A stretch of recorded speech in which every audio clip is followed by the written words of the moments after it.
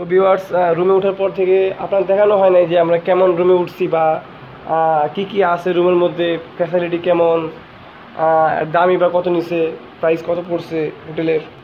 তো দেখাবো আজকে আমরা যে রুমের মধ্যে কি কি আছে। ফার্স্ট অফ অল আপনারা দেখাই যে একটা মিরর আছে সুন্দর, মিররটা দেখেন, এই যে মিরর।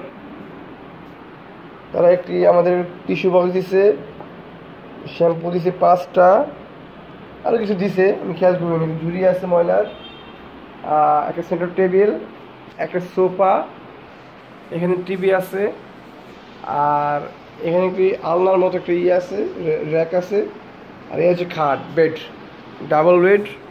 এই হচ্ছে পজিশনে, যেমন বন্ধু ঘুমায় আছে আর বাকি 3জন গেছে, ওরা খাইতে গেছে আগে, আমরা একটু পরে যাব।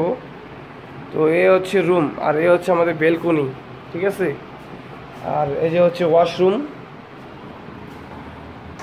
একটা বেসিন, মিরর, আর এই যে এই হচ্ছে এটা লো কমেট।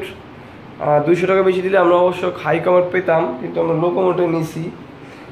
তো আই হোপ 1200 টাকার মধ্যে আমরা ভালো একটা রুম পাইছি, ঠিক আছে।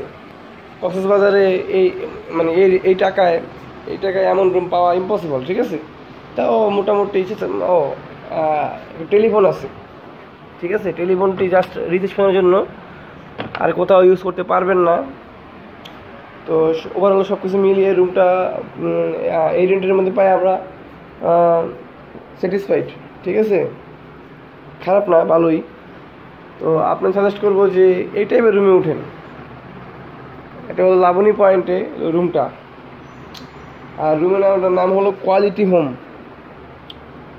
হোম। ডিসক্রিপশনে তাদের নাম্বার দেওয়া দেওয়া হবে, চাইলে যোগাযোগ করে আসতে পারেন, ঠিক আছে। তো এই ছিল রুমের ভিউটা।